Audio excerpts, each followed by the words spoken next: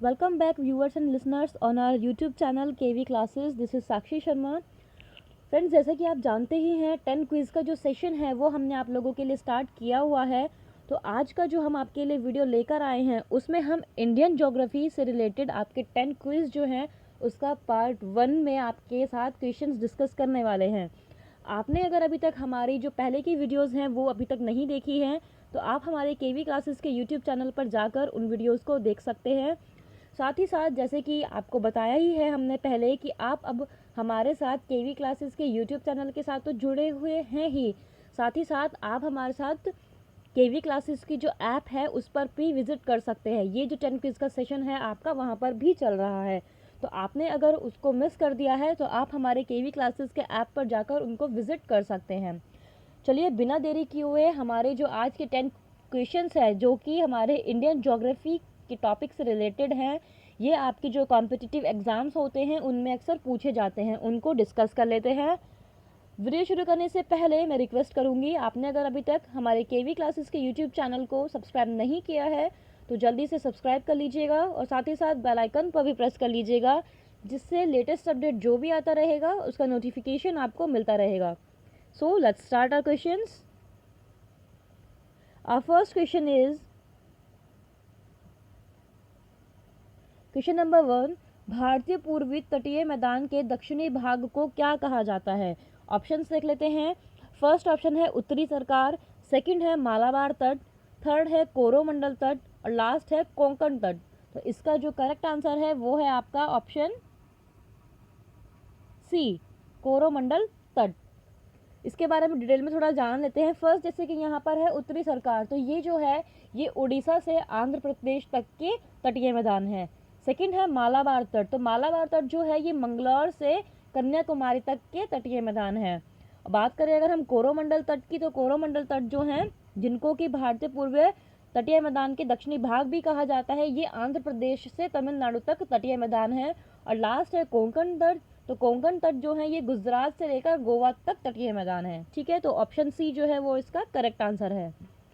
मैं आपसे एक बात और कहना चाहूँगी कि जैसे जैसे हम ये क्वेश्चन डिस्कस कर रहे हैं, आपको अगर इनका आंसर पता है तो आप उसको कमेंट सेक्शन में ड्रॉप कर सकते हैं कि आपने ये क्वेश्चन अटैम्प्ट किए हैं और आपके 10 में से how many marks you get. Okay, next question is निम्नलिखित में से कौन सा शहर कर्क रेखा के सबसे नज़दीक है? ऑप्शंस हैं दिल्ली, सेकंड है कोलकाता, थर्ड है जोधपुर और लास्ट है नागपुर.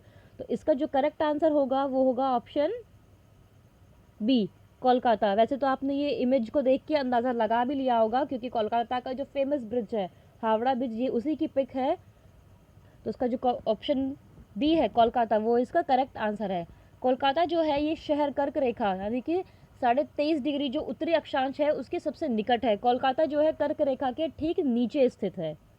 चलिए बढ़ते हैं नेक्स्ट क्वेश्चन की तरफ. थर्ड क्वेश्चन है हमारा, संकोश नदी सीमा बनाती है. ऑप्शंस हैं फर्स्ट है झारखंड और पश्चिम बंगाल, सेकंड है असम और अरुणाचल प्रदेश, थर्ड है असम और पश्चिम बंगाल और लास्ट है बिहार और झारखंड. तो इसका जो करेक्ट आंसर है वह है ऑप्शन बी, असम और अरुणाचल प्रदेश. संकोश नदी जो है ये असम और अरुणाचल प्रदेश के बीच की सीमा जो है वो ये बनाती है. बढ़ते हैं नेक्स्ट क्वेश्चन की ओर. क्वेश्चन है हमारा फोर्थ, पलामू टाइगर रिजर्व कहाँ स्थित है? ऑप्शंस हैं इसके फर्स्ट है राजस्थान, सेकंड है झारखंड, थर्ड है उड़ीसा और लास्ट है उत्तर प्रदेश. तो इसका जो करेक्ट आंसर होगा वो होगा ऑप्शन बी,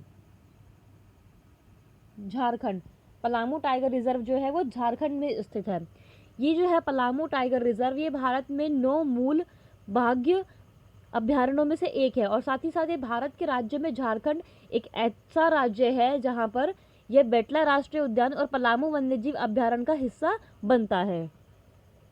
तो ऑप्शन बी जो है वो इसका करेक्ट आंसर है. बढ़ते हैं नेक्स्ट क्वेश्चन की ओर. फिफ्थ क्वेश्चन है हमारा, निम्नलिखित में से किस राज्य में सूर्य सबसे पहले उगता है? ऑप्शंस हैं फर्स्ट है गुजरात, सेकंड है मणिपुर, थर्ड है सिक्किम और लास्ट है अरुणाचल प्रदेश. तो इसका जो करेक्ट आंसर है वो होगा ऑप्शन जी, अरुणाचल प्रदेश. अरुणाचल प्रदेश में सूर्य जो है वो सबसे पहले उगता है. बढ़ते हैं नेक्स्ट क्वेश्चन की ओर। 6 क्वेश्चन है हमारा यहाँ पर। निम्नलिखित कथन प्रायद्वीपीय भारत से संबंधित है। नीचे 3 ऑप्शंस देख रखे हैं जो कि हमारे प्रायद्वीपीय भारत जो है उससे रिलेटेड है। ऑप्शंस देख लेते हैं क्या क्या हैं ये पॉइंट्स। फर्स्ट है, प्रायद्वीपीय पठार मुख्य रूप से आग्नेय और रूपांतरित चट्टानों से बना है। सेकंड है, गारो, खासी और जयंतिया पहाड़ियाँ प्रायद्वीपीय ब्लॉक का हिस्सा हैं। और थर्ड है, प्रायद्वीपीय पठार भारत का सबसे पुराना और सबसे स्थिर भूभाग है जो भूकंप या ज्वालामुखी गतिविधि से रहित है। तो ऑप्शंस अब हमारे क्या बनते हैं कि केवल 1 और 2 जो है वो सही है। ऑप्शन बी है केवल 2 और 3 जो है वो सही उत्तर है। थर्ड है 1 और 3 और लास्ट है उपरोक्त सभी। तो इसका जो करेक्ट आंसर है वो होगा ऑप्शन ए, केवल 1 और 2, यानी कि फर्स्ट और सेकंड पॉइंट जो है वो हमारा करेक्ट है। कि भारत के मध्य पश्चिमी भागों, विशेष रूप से अगर हम गुजरात की बात करें तो 1891, 1956 और 2001 में, और महाराष्ट्र में 1967 और 1993 में भी कुछ गंभीर जो भूकंप हैं उनको उन्होंने एक्सपीरियंस किया है, उसका अनुभव किया है। साथ ही साथ पृथ्वी वैज्ञानिकों ने लंबे समय तक प्रायद्वीपीय ब्लॉक के सबसे पुराने, सबसे अधिक स्थिर और परिपक्व भूभाग में एक भूकंप की घटना की व्याख्या करना इसको मुश्किल काफ़ी पाया गया है। चलिए बढ़ते हैं नेक्स्ट क्वेश्चन की ओर। 7th क्वेश्चन देख लेते हैं क्या है हमारा। निम्नलिखित का मिलान करें। यहाँ पर 2 साइड दे रखी है। फर्स्ट देख लेते हैं। फर्स्ट साइड जो है उसमें है खनिज क्षेत्र और सेकंड साइड है हमारा राज्य। तो फर्स्ट है जैसे ए झरिया, बी खेती, सी मयूरभंज और डी पन्ना। राज्य कौन कौन से हैं?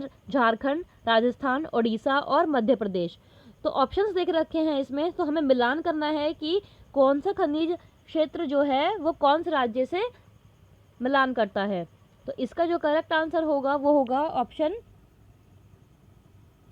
बी जो होगा इसका, वो इसका करेक्ट आंसर होगा कि ए का फर्स्ट पार्ट मतलब झरिया जो है वो झारखंड से, बी का 2 यानी कि खेतड़ी जो है वो राजस्थान से, सी का 3 यानी कि मयूरभंज जो है वो उड़ीसा से, और डी का 1 यानी कि पन्ना जो है वो मध्य प्रदेश राज्य से संबंधित है।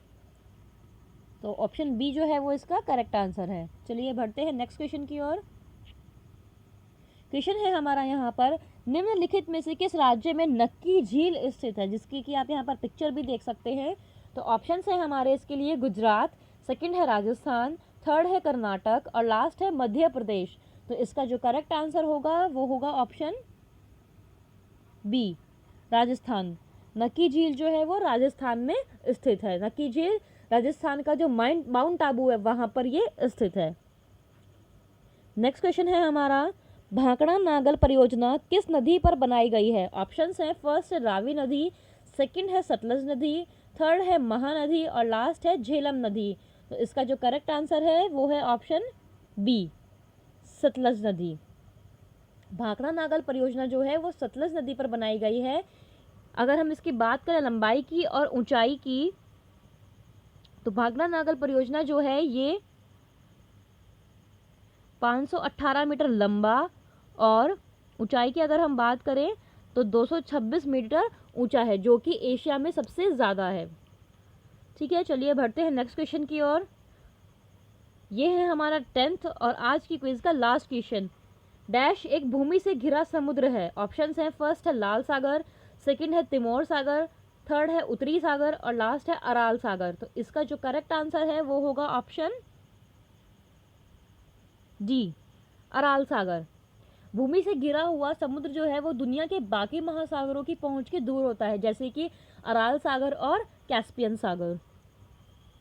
तो फ्रेंड्स यही थे हमारे आज के 10 क्विज की वीडियो। इसका जो पार्ट सेकंड है इंडियन ज्योग्राफी के टॉपिक से रिलेटेड वो जल्दी ही हम आपके लिए लेकर आएंगे। आपने अगर अभी तक हमारी जो केवी क्लास की ऐप है उस पर विजिट नहीं किया है तो जल्दी से विजिट कर लीजिए। और हाँ, कमेंट में आपने कितने क्वेश्चंस सही अटेम्प्ट किए हैं वो बताना ना भूलिएगा। Till then, thank you so much, keep watching my video and keep sharing.